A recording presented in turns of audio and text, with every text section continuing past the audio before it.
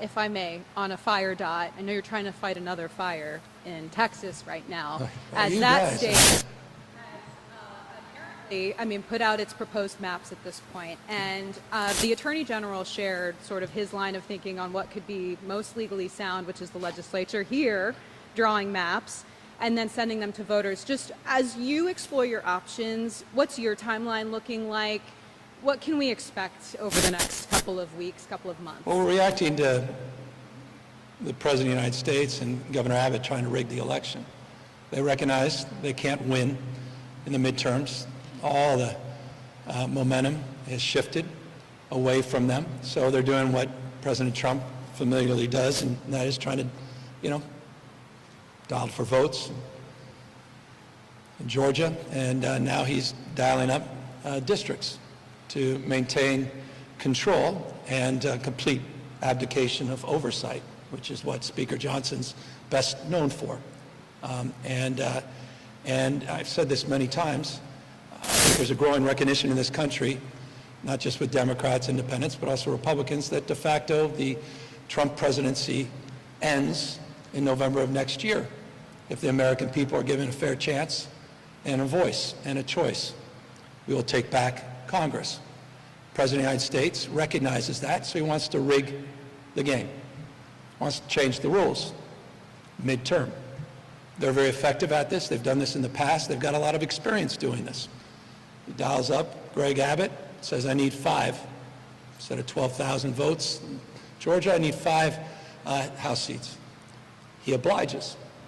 And they're doing a midterm rejection of objectivity and independence. An act that we could criticize from the sideline, or an act that we can respond to in kind, fight fire with fire in the spirit that brings us here together today.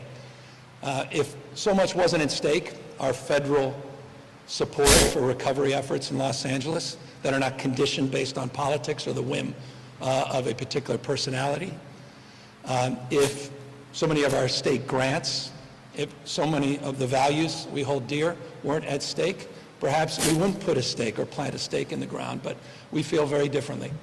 And I believe the vast majority of Americans feel differently. This is an existential moment. And so as a consequence, we have moved forward to analyze the prospect of doing a mid-term, as it were, process in between the census and begin the process of redistricting, working with the legislature, working with the congressional representatives. And we're in the process of making a determination to be able to answer in detail your question. The process, though, looks a little bit like this. A special election would be called. It's likely to be the first week of November. That process will unfold in a way where maps will be made available in a transparent way. We will go to the people of this state in a transparent way and ask them to consider the new circumstances, to consider these new realities. As someone that supports statewide and national independent redistricting, someone who supported the original redistricting as a Democrat, not many of us were out there. I believe in that principle, and it should be advanced nationwide. We're not here to eliminate the commission.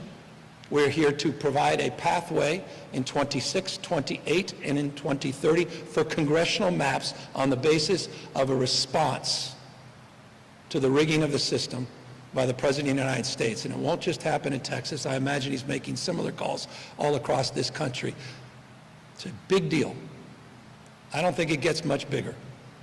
And we're going to respond in a transparent way, an honest way, but it's in response. But I'm not going to sit back any longer in a position, the fetal position, in a position of weakness, when in fact California could demonstrably advance strength.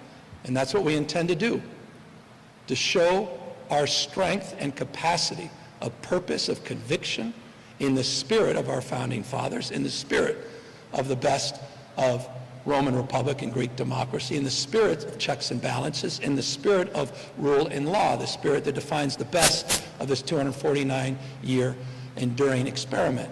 And I'm not going to sit back and watch Donald Trump continue to wreak havoc under the rule of law and continue to wreak havoc over the principles that define the best of this nation. And so I'm grateful for the legislature, grateful for congressional representatives about how far we've come in the process. And over the course of the next week or two, we will have more information to share with you on a timely basis. Please be careful about reporting about maps. I have not seen one. I love that you all seen maps, news to me. But I assure you this, I will not be part of this unless the people of the state of California don't have those maps. This is not going to be done in a back room. This is not going to be done by members of some private group or body. It's going to be given to the voters for their consideration in a very transparent way so they know exactly what they're doing, and they can go back in 2030 to original form with our independent redistricting intact in the spirit that I think should be advanced all across this country, not just in California.